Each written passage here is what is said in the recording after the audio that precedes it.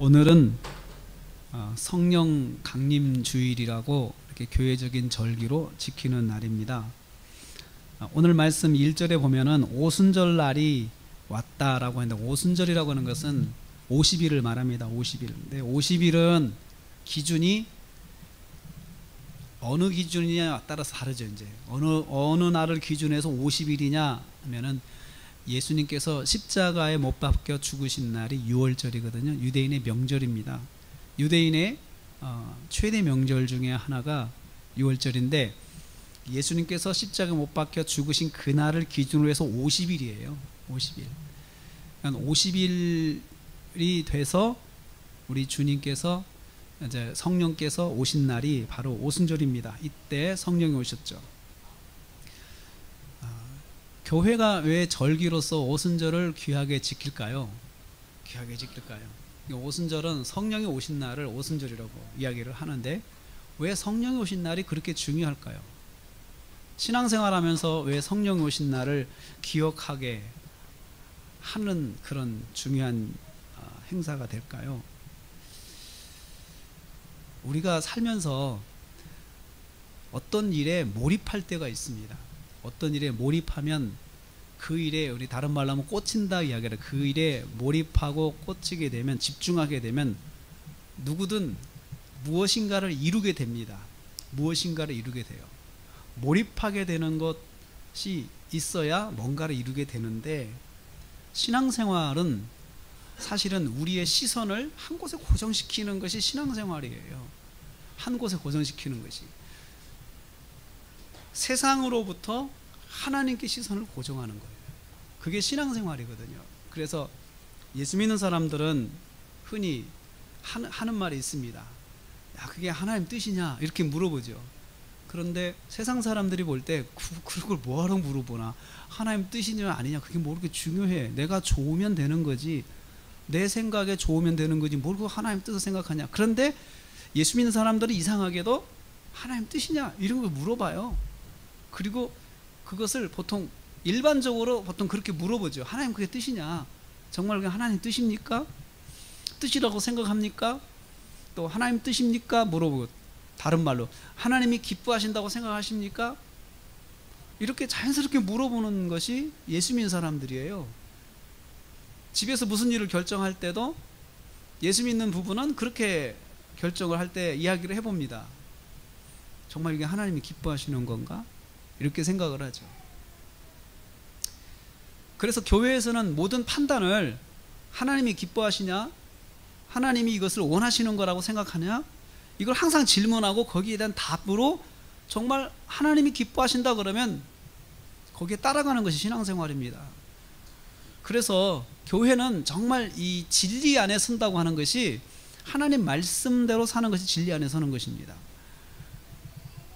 나라에 대한 것도 그렇죠. 국가에 대한 것도 누가 뭐라고 해도 이거 하나님이 원하시는 거냐, 하나님이 기뻐하시는 거냐, 이것을 생각하면서 나라가 하나님이 기뻐하시는 것을 행하느냐, 하나님이 기뻐하시지 않는 것을 행하느냐, 이것을 가지고 나라를 위해 국가를 분별할 때, 분석할 때도 우리는 그 기준을 씁니다.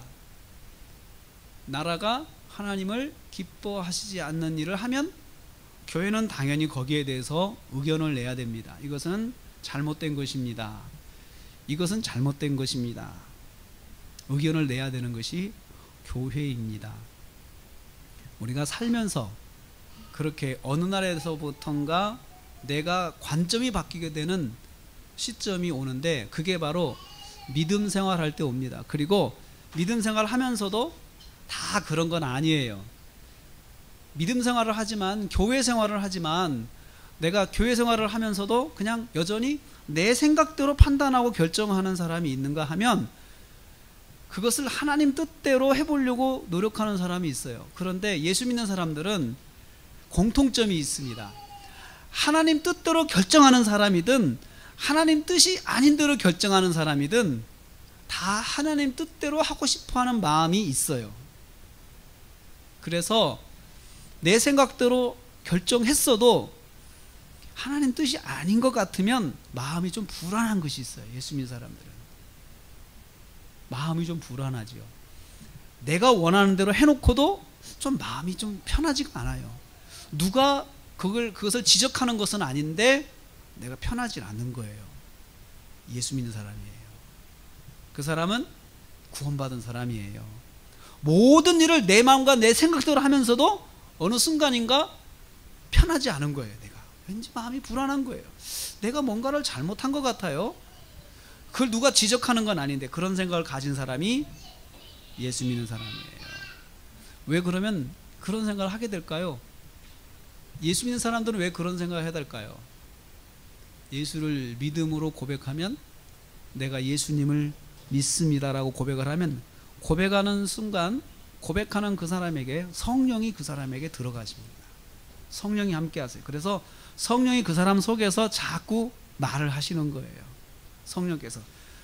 여러분들이 교회를 다니고 또 찬양을 부르고 말씀을 듣고 믿음으로 아멘을 하고 이러는 것은 여러분 스스로가 의지적으로 하는 것도 있지만, 그 의지적으로 하는 거에 대해서 전혀 내가 부담스럽게 생각하지 않는 것은 이 안에, 내 안에 성령이 계시기 때문에 그렇습니다. 그래서 언젠가부턴가 내가 찬송을 들으면 거부감이 없어져요. 찬송을 들어도 거부감이 없어져요. 성령이 이 안에 계시기 때문에 그렇습니다. 성령이 계시는 것은 내가 구원받은 사람인가 아닌가를 구분하게 되는 기준점이 성령이 계시냐 계시지 않는 거냐. 그런데 성령이 왜 충만해야 되느냐? 성령이 충만하면 내가 방향성을 가지고 몰입을 하게 된다는 거예요. 신앙생활에 집중하게 돼요. 성령이 충만한 사람은 집중도가 강합니다. 어느 쪽으로 집중도가 강하냐면 하나님 말씀대로 사는 일에 집중도가 강해요. 성령이 충만한 사람은. 그런데 성령이 충만하지 않은 사람은 예수를 믿어도 하나님 말씀대로 사는 일에 집중도가 떨어집니다. 그 집중도라고 하는 것은, 이것은 하나님 뜻이다 그러면 내가 손해를 봐도 그대로 가는 거예요. 결정하고 행동하는 거예요. 그리고 자기가 그것 때문에 손실을 많이 보고 피해를 많이 보고 상처를 많이 받아도 이건 하나님 뜻이다 그러면 그렇게 가는 거예요. 이게 집중도예요. 근데 성령이 충만하지 않은 사람은 그 집중도가 약하기 때문에 어떤 부분에서는 물러나는 것도 있어요. 그래서 내가 이렇게 하면 안 되지, 내가 손해보지 하면서 물러나요. 이것은 내가 철저하게 손해를 보면 안 돼 그러면서 물러납니다. 또 내 자녀의 문제에서 손해를 보지 않기 위해서 물러나기도 합니다. 내 경제적인 측면에 손해보지 않기 위해서 하나님 뜻이 아니더라도 이것은 물러나는 경향이 있어요. 성령의 충만함의 정도의 차이입니다. 왜 성령이 충만해야 될까요? 그 이유를 초대교회 오늘 이 말씀 통해서 초대교회 제자들을 보면서, 아, 성령이 그래서 충만해야 되는구나 라는 것을 보고 우리의 성령 충만을 한번 생각해 보려고 합니다. 성령이 충만해져야 하는 이유가 초대교회 이 사건을 통해서 우리는 답을 찾습니다. 제자들이 만난 상황이 있습니다. 제자들이 만난 상황은 세계에 다니면서 복음을 전하는 상황이 이 사람들이 만나야 되는 상황이었습니다. 이 사람들이 필연적으로 해야 될 상황은 세상 땅끝까지를 복음을 증거해야 되는 그 일을 해야 하는 일이었습니다. 이 사람들은 가깝게는 12명이었고, 그리고 그 외에 주님께 은혜를 많이 받은 사람들이 한 70명, 또 여기 보니까 오늘 보니 한 120명, 그 외에 이름 없는 제자들이 한 120명, 100여 명 정도가 지금 예수님 말씀을 듣고 예수님 말씀대로 하려고 하는 그런 사람들이 있었습니다.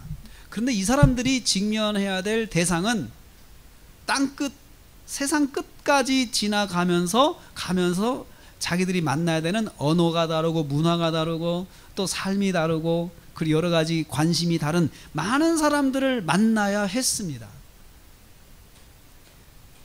근데 그 일을 어떻게 할 수 있겠습니까? 지금 결과적으로 오늘날 이 땅에 보면은 교회가 세계 곳곳에 가면 교회가 있습니다.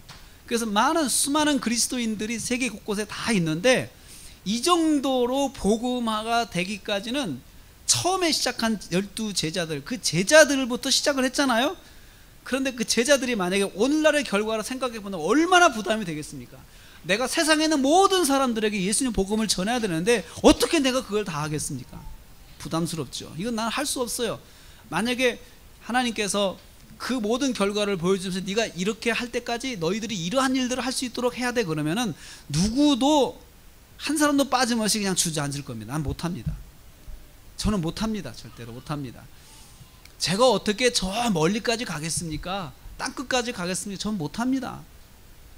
당장에 유대 안에 있는 우리 같은 그 유대인들조차도 내가 무서워서 만나기가 힘든데 어떻게 내가 언어가 다르고 문화가 다르고 또 관심이 다른 사람들에게 찾아가서 내가 예수님을 전하라는 말입니까? 이건 있을 수 없는 일이죠. 할 수가 없는 일이에요.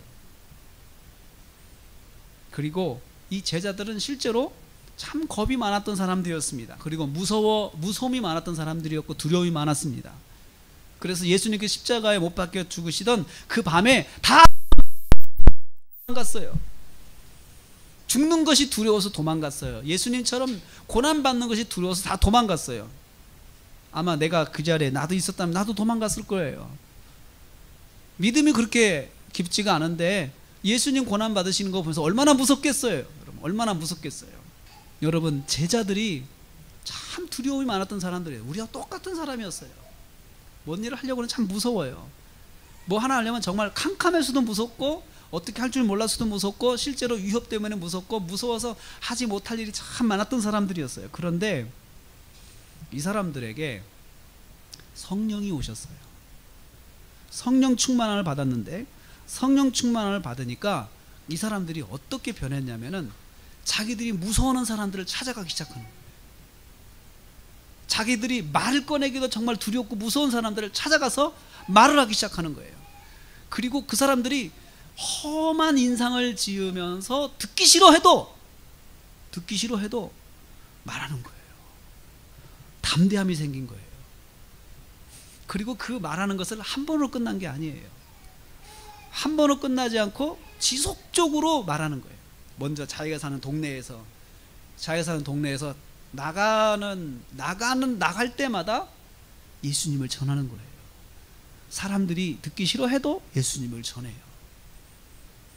그리고 또 자기들이 더 먼 곳에 가서 또 예수님을 전하는 거예요. 자기 동네에서 다 전하고 그 다음에 짐을 싸가지고 다른 곳에 가서 또 전하고 이런 일들을 이 사람들이 이제 몰입하기 시작하는 거예요. 몰입하기 시작하는 거예요. 그 일이 어디서 출발했냐면 성령 충만함이에요. 성령을 받았다가 아니고 성령을 충만하게 받았다. 이 발끝부터 머리끝까지 가득 차게 성령을 받았다. 성경이 그렇게 표현하고 있어요. 이 사람들이 그렇게 성령을 받으니까 전하는 일에 몰입하기 시작해요. 전하는 일에 몰입하기.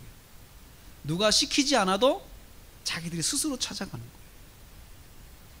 그리고 생명의 위협이 있어도 찾아가는 거예요. 비난하는 사람이 있어도 찾아가는 거예요. 사람들이 비난했습니다. 조롱하여 말하되 13절 말씀 보니까 술 취했다 그래서 저 사람들 술 취했다, 낮술 먹고 취한 놈들 아니냐 이렇게 비난을 했어요. 그래도 여러분 그런 말 들으면은 사실은 전도할 때 한마디 비평을 들으면 갑자기 확 위축이 됩니다. 위축이 되고 내가 저 사람들한테 뭐 또 부담스럽게 하는 거 아니야? 저 사람이 정말 부담스러워하는 내가 그래도 해야 되나? 이런 생각이 들어서 위축이 되죠. 그런데 이 제자들은 그러던 말던 계속 이야기를 했어요. 오히려 어떤 사람이 저 사람들 낮술 취해서 저짓한다라고 비난했을 때 베드로가 나서서 이야기를 합니다. 형제들아, 우리가 낮술 먹은 게 아니다. 낮술을 먹은 것이 아니고 우리는 예수님을 만난 사람들이다. 이렇게 전하는 거예요. 잘못 생각하고 있는 사람한테 이것은 잘못된 것이고 우리는 사실이 이렇다라고 말을 하는 거예요. 담대함이 생긴 거죠. 여러분, 담대함이 신앙생활하는 데서 담대함이 정말 중요합니다. 담대함이 중요합니다. 예수 믿는 사람들이 담대함이 없으면 예수님을 전할 수가 없어요. 근데 그 담대함은 어떤 사람은 성격상 담대함이 있어서 그런 사람이 있다. 성격상. 그러면 성격 활발한 사람은 전도 잘하게요? 안 그렇습니다. 성격 활발한 사람이 전도를 잘한다. 이것은 오해입니다. 이것은 편견입니다. 성격 활발하지만 성격 활발한 거하고 전도하고는 달라요. 성격 활발한 사람들 잘 만나면서도 전도만 못하는 사람들이 있습니다. 왜 그럴까요? 성격 활발한 사람들을 잘 만나지만 사람들이 부담스러워하는 말은 절대로 못하는 사람들이 있어요. 성격상 조금만 인상 쓰는 내가 참지 뭐 라고 생각하죠. 그리고 요즘 우리가 사는 세대가, 세상이 남을 부담스럽게 만드는 거 하지 않는 세상이에요. 남을 부담스럽게 만드는 거에 대해서 사람들이 서로 피해다라고 생각하는 거예요. 그래서 서로 쿨하게 더치페이, 조금이라도 서로가 부담스러울 것 같으면 같이 부담을 나누자. 더치페이가 유행하는 것이에요. 그리고 깨끗해요. 그게 더. 그런데 복음 전하는 것만큼은 더치페이가 안 돼요. 내가 저 사람의 부담을 넘어가야 되거든요. 그런데 그 부담을 넘어가려면 몰입하지 않으면 안 돼요. 내가 하는 일에 대해서, 복음에 대해서 몰입하지 않으면 그 일이 안 되는 거예요. 근데 이 사람들이, 제자들이, 모든 사람들이 모였는데 가서 막 이야기를 하는 거예요. 근데 문제가 하나 있어요. 말이 통하지가 않아요. 여기 보니까, 제가 세보니까 여기 모인 사람들이 보통 한 15나라, 15나라 플러스 알파. 왜냐하면은 나라들을 쭉 밝히면서 나머지 그 외의 사람들, 거기서부터 온 나그네들, 또 여러 지역의 사람들 이렇게 표현하니까 몇 지역에서 왔는지는 다 표현할 수 없지만 적어도 여기서 밝힌 지역은 15나라예요. 그러니까는 유대인들이 디아스포라로 흩어져 가지고 각 나라에 살다 보니까 그 나라 언어에 동화가 된 거죠. 그래서 유대인이면서도 언어를 못하는 거예요. 유대 말을 못하고 자기 지역에 있는 말을 가지고 있는데, 이 사람들이 6월절이 되니까, 이 경건한 유대인들이라고 해요. 6월절이 되니까 이 사람들이 예루살렘으로 모여가지고 하나님께 예배하기 위해서 다 모인 거예요. 정말로 경건한 사람들이죠. 경건한 사람들. 그런데 각각 언어가 다른 거예요. 언어가 달라요. 그 제자들이 할 수 있는, 구사할 수 있는 말은 유대 말이거든요. 갈릴리 방언이거든요. 갈릴리 방언을 구사할 수 있는데, 저기 리비아에서 온 사람은 말이 다른데 그 리비아에서 온 사람한테도 가서 찾아가서 말을 하는 거예요. 동시통역이 되는 거죠. 말을 하는 거예요. 그런데 이 사람들이 복음에 호의적인 사람들이 아니에요. 제가 강의하는 곳에는 복음에 호의적인 사람들이 강의를 들으려고 와서 어떻게든 알아들으려고 하는 사람들이 있어서 다행이지만, 여기 있는 사람들은 뭐야 도대체, 시끄러워 죽겠네, 지금 우리가 지금 뭘 하고 있는데 자꾸 옆에서 뭐라고 하니까 자꾸 짜증을 내는 사람들이 있는 거예요. 그런데도 이 사람들이 찾아가서 말을 하는 거예요. 이 몰입 비결은 뭡니까? 성령 충만입니다. 성령 충만. 성령을 받으니까 이 사람들이 반대하는 사람들이 있건 말건, 조롱하는 사람들이 있건 말건, 말이 통하건 안 통하건 일단 가서 이야기를 하는 거예요. 일단 가서. 예수 믿는 사람은 신앙생활에 몰입해야 됩니다. 몰입이라고 하는 것은 다른 것이 아니고 하나님 말씀을 바라보는 눈으로 바뀌어야 된다는 거죠. 하나님께서 어떻게 생각하실까, 이건 하나님이 원하실까 라는 쪽으로 바뀌어야 되는 거예요. 예수 믿는 사람들은 그것을 점점 더 많이 바꿔가는 것이 믿음이 좋다는 이야기예요. 저 사람 믿음이 좋다, 이것은 하나님 말씀대로 바꿔보려고 하는 일을 더 영역이 넓어지는 거예요. 영역이 넓어지는 거예요. 자녀 교육하는 데 있어서 내가 하나님 말씀대로 해봐야 되겠다라고 영역을 넓혀가는 거예요. 제자들은 우리한테 가르쳐주는 것이 있어요. 왜 성령 충만을 받아야 되느냐? 내가 이 세상을 살면서 복음을 가지고 사는 데 있어서 내가 제대로 복음을 가지고 복음을 전하는 삶을 살려면 성령 충만해야 된다. 성령 충만하지 않으면, 예수 믿는 사람이 성령 충만하지 않으면 더 안 믿는 사람보다도 더 악한 사람이에요. 우리는 교회 안에서 성령 충만하지 않아서 더 악한 일을 하는 사람들을 많이 만나게 되고 얼마든지 찾을 수 있어요. 교회 직분자인데 거짓말을 너무 잘해요. 세상 나가서 거짓말해요. 사기를 쳐요. 그리고 교회 와서는 회개해요. 그냥 회개해요. 하나님 제가 또 잘못해서 회개하고 나가서 또 사기 쳐요. 나쁜 짓 해요. 그러면서 또 교회 와서 예배 드리면서 회개해요. 또 회개하고 또 회개하고. 그러면 하나님께서 용서해 주신다고 했잖아요. 분명히 용서를 해 주세요. 용서해 주시는 건 분명한 것이에요. 세상 사람들이 교회를 보면서 뚜껑이 열리는 게 바로 그거예요. 나쁜 짓은 다 해가면서 교회에서 회개하면 된다고 생각하고 그걸로 면죄부를 받는다고 생각하는 거죠.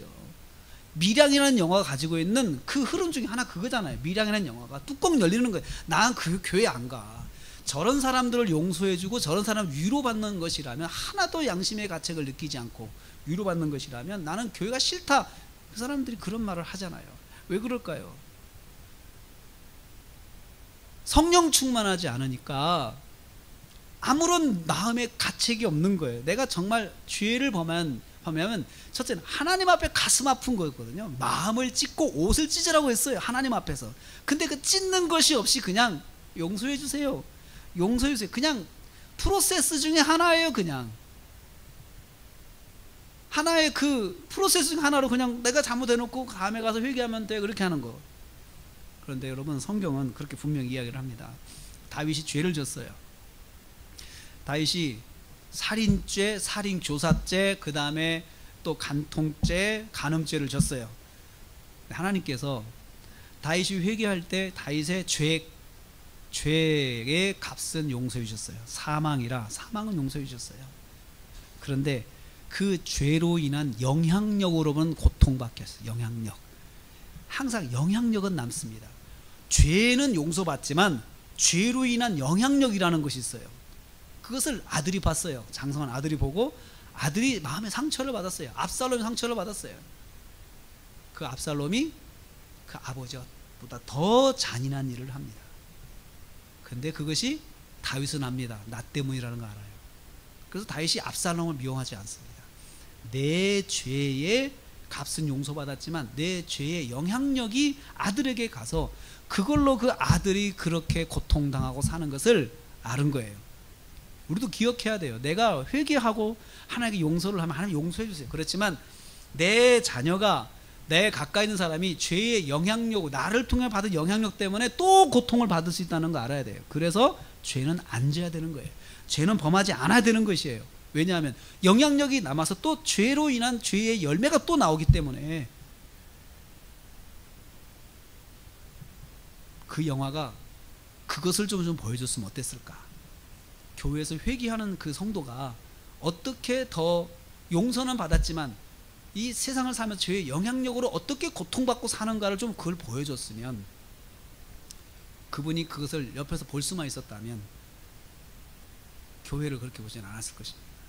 그런데 우리는 보여주는 것이 교회 가서 회개하면 된다고 생각하니까 자기는 나쁜 짓 다 하고 다 하면서 교회 가서 그냥 가서 열심히 찬송하고 성가대 서 있고 가서 봉사하고 주차장 가서 안내하고 이러면 이것이 면죄부다 생각을 하는 그러한 성도가 있다면 그건 교회를 잘못하는 교회를 잘못하는 것입니다. 성경을 잘못하는 것입니다. 여기 이 제자들 보십시오. 제자들이 성령 충만하니까 이 사람들이 실수하지 않고 삽니다. 가능하면 실수하지 않고 살아요. 복음을 위해 몰입하게 사니까 무슨 일을 당해도 자기들이 그 복음을 붙잡고 살게 되는 것을 여기서 보게 돼요. 우리가 믿음 생활하면서 두려워하는 것이 있습니다. 내가 믿음의 결정을 내리면 내 장래가 안전할까? 여러분이 어떤 믿음의 결정을 하고 이건 뒤는 하나님이 책임져 주시는 거야, 하나님께 맡기는 거야 라고 그냥 결정을 하는 것이 이게 몰입입니다. 그렇게 해서 결정을 못하면 내가 아직도 몰입하지 못하는 거예요. 하나님 말씀에 몰입하지 못하고 내가 신앙생활에 몰입하지 못하는 것이에요. 그 원인이 뭐냐? 내가 성령에 충만하지 않으니까 그런 거예요. 성령 충만하지 않으니까. 그래서 성령 충만하면은 누가 시키지 않아도 돼요. 누가 시킬 필요가 없어요. 근데 우리는 그러면 성령 충만이 조금씩 점점 이렇게 가는 그렇게 가는 게 아니에요. 어떤 때는 성령 충만했다가 잠깐 또 떨어져요. 성령 충만은 됐다 떨어졌다 그래요. 저는 이렇게 가는 것 같아요. 이렇게 충만했다가 떨어졌다, 충만해 떨어졌다. 이것이 성령 충만의 형태인데, 충만해본 경험을 해본 사람은 떨어져서도 그 느낌이 있어요. 아, 내가 지금 믿음 따라 살지 못하는구나. 그래서 자꾸 그걸 갈망하게 돼요. 충만의 경험은 가끔씩 우리한테 점점 옵니다. 가끔씩 옵니다. 그래서 어떤 때 갑자기 내가 하나님 위해서 이것을 해야 되겠다, 그냥 갑자기 그것을 몰입하게 돼요. 그러다가 갑자기 또 아이고 안 되겠다 하고는 또 떨어지게 돼요. 이것이 계속 반복되는 게 신앙생활이에요. 한 번 성령 충만이 영원한 충만은 아니에요. 믿음이 좋은 사람도 시험이 들어서 떨어질 수가 있어요. 아브라함을 보세요. 아브라함이 저녁에 하나님을 환상 중에 만나놓고도 딴짓할 수가 있거든요. 딴짓하는 거예요. 여러분, 체험했다고 해서 그 사람이 신선이 되는 게 아니에요. 절대로 성인이 되는 거 아니에요. 천사가 되는 거 아니에요.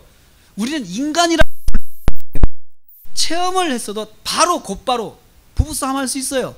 저녁에 철회하고 나서 부부싸움 할 수 있어요. 아침에. 인간이니까 그렇거든요. 순간 넘어질 수 있는 게 사람이. 그래서 우리가 신앙생활하면서 절대로 사람들에게 오해를 하지 말아야 할 것은 뭐냐면, 저 사람은 봉사를 열심히 하니까 아무 어떤 문제가 없을 것이다 생각하면 안 된다는 거예요. 목사님은 정말 저렇게 기도도 많이 하고 말씀 열고 하니까 목사님은 어떤 갈등이 없어요. 그건 아니에요. 저도 갈등합니다. 사람이에요.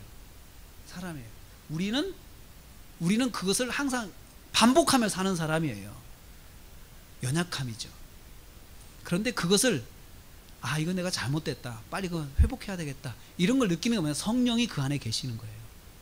그리고 성령이 계시면서 충만하면은 그걸 다 감당해요. 그냥 기쁨으로 감당해요.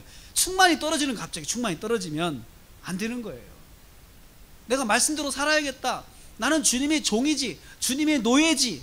그래서 호도, 노예, 배동안 이렇게 써봐요. 노예, 배동안. 노예가 말만 노예지, 노예가 일정 기간, 일주일 동안 노예 기간, 나머지는 주인 기간, 또 노예 기간, 주인 기간. 주인이 너무 시키니까 확 짜증나는 거예요. 하나님 너무 시키시는 거 아니에요? 아니, 하나님 뭐 시키시면서 뭐 주시면서 시키셔야지, 아무것도 안 주시고 계속 일만 시키시면 저도 인간인데요. 노예가 인권이 있습니까? 노예는 인권이 없는 존재예요. 근데 노예가 인권을 찾기 시작하면 그것은 성령이 충만하지 못한 것이죠. 제자들이 다 감당을 했어요. 마찬가지로 우리도 어떻게 하면 할 수 있냐? 성령 충만해야 돼요. 어떻게 하면 성령이 충만받습니까? 오늘 여기서 답이 나와요. 그럼 우리 성령 충만을 해야 되잖아요. 어떻게 해야 되느냐? 첫째는 기도해야 돼요. 여기 보면은 사람들이 모여서 기도했다 그랬어요. 저희가 빌기를 다하며 기도했다. 기도 생활을 해야 돼요. 기도 생활 한다는 게 뭐냐면요, 눈을 감고 하나님을 만나고 이런 것이 기도 생활이 아니고, 기도 생활을 한다는 것은 하나님을 바라보는 거예요. 모든 순간에 그 순간만 하나님을 바라보는 거예요. 기도하면 그렇잖아요. 대상이 있잖아요. 그 대상을 바라보는 거잖아요. 하나님, 제가 지금 이런 일을 합니다. 저를 붙잡아 주십시오. 하나님, 저에게 하나님 뜻대로 할 수 있는 결정하도록 제 마음을 붙잡아 주십시오. 그 순간은 하나님 바라보잖아요. 근데 그 기도하는 시간이 길어보세요. 한번 길어보세요. 길면은 하나님과 깊이 만나게 되고, 그때 성령의 충만함을 받아요. 성령 충만함을 받고, 내가 하나님이 원하시는 대로 결정해야겠다는 사인을 하는 거예요. 결정을 하는 거예요. 제자들이 며칠 동안 기도한지 아세요? 며칠 동안? 오순절이라고 그랬죠. 예수님께서 십자가에 달리신 날이 6월절이에요. 6월절부터 50일이에요. 그게 오순절이, 지금 성령 받은 날이에요. 그런데 예수님께서 죽으신 다음에 3일 만에 부활하셨죠. 3일, 그래서 빼기 3, 그리고 3일 만에 부활하셔서 40일 동안 제자들에게 보이셨어요. 40일 동안 보이신 다음에 40일 후에 승천하셨어요. 그래서 43일이 빠져요. 7일 남았죠. 7일 동안 집중해서 기도한 거예요. 제자들이 7일 동안 다락방에서 기도하고 집중하며 기도했는데, 기도할 때 혼자 기도할 것이냐, 둘이 기도할 것이냐, 단체로 기도할 것이냐, 이게 문제예요. 혼자 할 수 있는 사람은 혼자 하십시오. 그런데 그게 안 되면 그룹으로 하셔야 돼요. 그룹으로 기도할 때 성령 충만을 받을 수가 있어요. 혼자 기도할 때도 받을 수 있고, 그룹으로 기도할 때 성령 충만을 받을 수 있어요. 오늘 이 말씀은 기도가 비결이다. 성령 충만의 비결은 사도행전에 여러 가지 몇 가지가 루트가 있어요. 그런데 오늘은 기도예요. 기도할 때 성령 충만을 받았어요. 혼자 있을 때 기도하십시오. 하나님과 만나십시오. 성령 충만을 받았어요. 여러분이 결정하실 때, 믿음의 결정할 때 두려움이 있죠. 저도 두려움이 있습니다. 믿음의 결정하려고 하면은 마음 편하게 결정하는 사람 많지 않아요. 마음의 싸움을 이기고 하나님이 기뻐하시는 쪽으로 결정하는 거예요. 내가 주의를 지켜야지. 마음의 싸움이 있어요. 오늘 같은 날 날씨 좋은데 더워지기 전에 어디라도 놀러 가면 얼마나 좋을까? 어디 가서 좀 쉬고 오면 좋을까? 이런 마음과 아니야, 예배 드려야 돼, 예배가 더 중요해, 이 마음이 싸우고 예배로 넘어오셨어요. 예배로 넘어오셨어요. 성령 충만하면 이런 일이 계속 더 많아진다는 거예요. 하나님이 기뻐하시는 쪽으로 결정하시는 거예요. 내가 물질적으로 쓸 일이 많지만 주님을 위해서, 내가 교회를 위해서 주님을 섬기는 마음으로 내가 교회에 헌금해야 되겠다. 이것은 특별하게 교회에서 어떤 일을 써달라고 헌금해야 되겠다. 내가 선교를 위해서 써야 되겠다. 이런 결정 쉽지 않아요. 절대로 쉽지 않아요. 그런데 그런 결정을 하는 일이 많아진다는 거예요. 성령 충만하면. 성령 충만하면. 그리고 성령 충만하면 그 다음에 좀 더 적극적으로 나가서 누가 뭐라고 해도, 누가 비난을 해도, 누가 부담스러워해도 정말 예수님을 전하는 일을 부끄러워하지 않아요.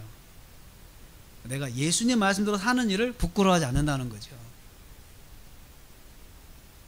사랑하는 성도 여러분, 우리가 예수 믿으면서 성령에 붙잡혀야 됩니다. 성령 충만해야 됩니다. 그럴 때 믿음 생활을 잘 할 수 있습니다.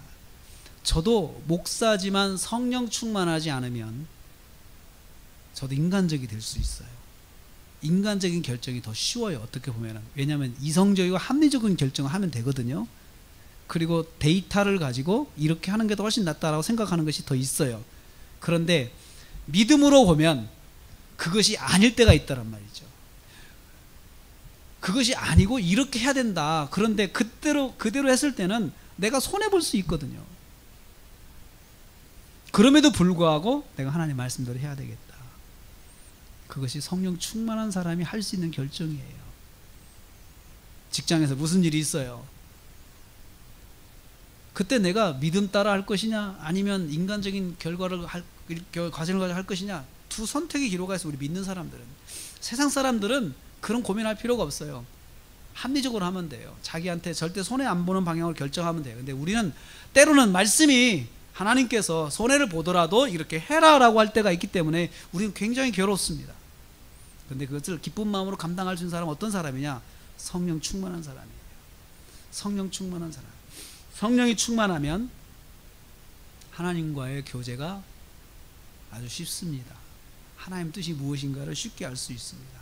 사랑하는 성도 여러분, 성령 충만을 위해서 기도합시다. 그리고 성령 충만을 위해서 작은 습관을 시작합시다. 기도하는 습관.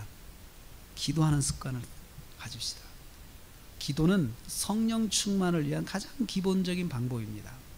기도할 때 하나님을 아버지로 부르시고, 하나님 아버지, 제가 주님을 만나기를 원합니다. 아버지를 만나기 원합니다. 저를 인도해 주옵소서. 그렇게 기도를 시작하십시오. 그리고 기도는 속으로 하든 발성을 하든 기본은 이것입니다. 문장화 하십시오. 생각으로 속으로 하든 생각을 문장화 하세요. 문장화. 그리고 발성을 하더라도 크게 말을 하든 적게 말하든 상관없어요. 크게 말하든 적게 말하든 문장화 하십시오. 그 습관을 들이세요. 그래야 기도가 훈련이 돼요. 문장화. 그리고 문장화를 통해서 기도가 깊어지면 그 다음에 내가 문장화로 발성을 안 해도 이 머릿속에 글이 돌아가요. 이렇게 글이. 묵상할 때 글이 돌아가요. 말하는데 하나님 아버지, 제가 오늘 주님을 만나기를 원하니 글이 돌아가요. 그게 묵상을 하는 거예요. 묵상하면서 기도하는 거죠.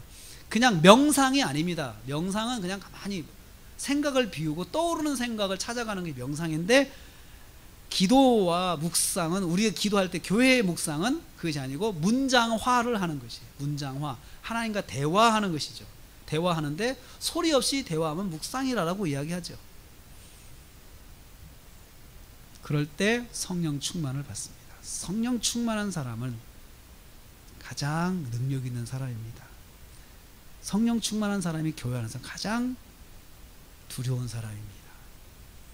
그 사람이 하나님의 일들을 할 수 있는 사람이거든요.